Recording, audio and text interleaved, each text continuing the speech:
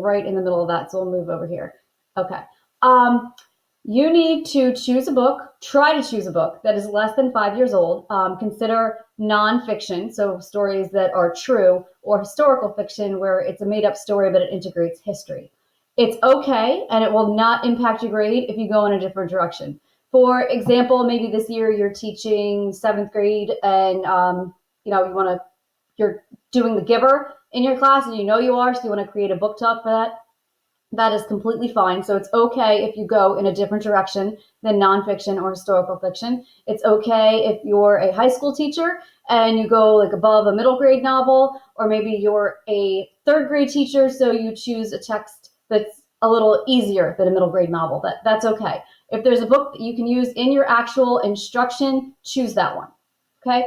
If you're looking for ideas, I just thought I would book talk really quickly some of my favorite. This one is called Orbiting Jupiter.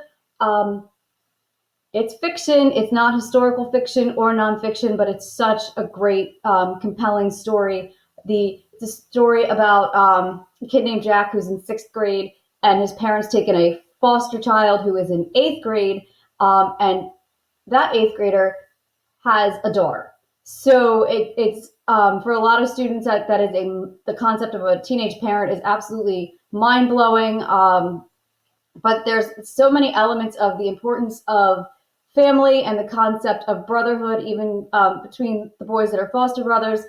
This is a book I couldn't put down, and I had a lot of my eighth graders read it last year, and they absolutely loved it. I'm going to recommend anything by Kwame Alexander. This is the prequel to the book, The Crossover. The Crossover is probably my favorite book for middle school students. The Crossover is a book about twin brothers who play basketball, and they're in middle school, and they go through like the typical middle school drama. Their dad is a basketball coach, and he was a former professional athlete, and they absolutely adore him. And then he has a heart attack in the book, and they have to deal with like how that impacts their family. This book, Rebound, is about the father. I believe his name is Chuck Bell. So this book goes back into Chuck's childhood, and we get to see like how he became the person he is. In both books, he kind of refers to himself as the man, and he's also a really good athlete. What I love about this book is it's written in verse, and so you learn so much about poetry and playing with language as you read the story. So I'm a huge fan of novels in verse because you get to enjoy poetry at the same time that you are embracing the concept of story. So this is a really good one. And then another great one I thought was The Long Way Down, and this one is a little more mature than the Kwame Alexander books in the Crossover series. This one is about a kid who wakes up with a gun under his pillow because he wants to avenge his brother's death, and he takes the gun and he gets in an elevator, and as he goes down, he meets a lot of different people who play a role in his life in the past, and all of them have passed away, so they're all kind of ghosts.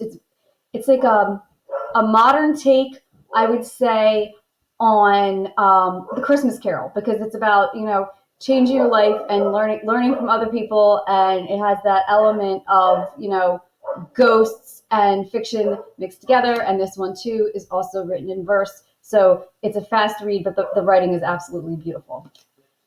And finally, I'm just going to book talk one last book. This one is Unwind by Neal Shusterman. It's a little bit older. It's sci-fi. This is a very popular book with adolescents. It's sort of a strange premise, but it's about how parents can decide when their kids reach adolescence, I think it's like 13, that they want to have them unwound, which means all of their body parts are donated to people who need organ donations, and then the kid no longer exists, and the process is called being unwound. And so the book is from the point of view of a couple of kids whose parents for various reasons are choosing to have them unwound, and how they deal with that process and how they try to escape the process. And Neal Shusterman is one of my favorite authors. He's incredibly descriptive, and this is another one of those books that the kids love and keep passing around. And I apologize because I realized I didn't book talk any historical fiction or nonfiction. I will mention my favorite nonfiction book, which is upstairs, so I don't have it in my hands right now, is it's Trevor Noah, Born a Crime, and it is his memoir about growing up in South Africa after apartheid, when he was literally, like, his existence was considered a crime because his father was Swedish and his mom was South African, and they were not allowed to have interracial relationships or interracial children. The book is absolutely amazing because his parents subscribe to at least, I would say, 4 different religions between the two of them. So he's going from like this church to this place to like this place and having all these different, religious experiences. And he talks about how that shapes his identity. He talks about how the stepfather in his life impacts his life. What I love about the book by Trevor Noah, and this is the adolescent version. So the adolescent version is called It's Trevor Noah, Born a Crime, because there's Born a Crime that's for adults and much more mature in the language, would probably have parents chasing after you. It's so good because he mixes in humor, and then he also mixes in elements of like just flat out tragedy. So I would say like that is my favorite nonfiction book as a reader and as a teacher right now. All right. Thank you.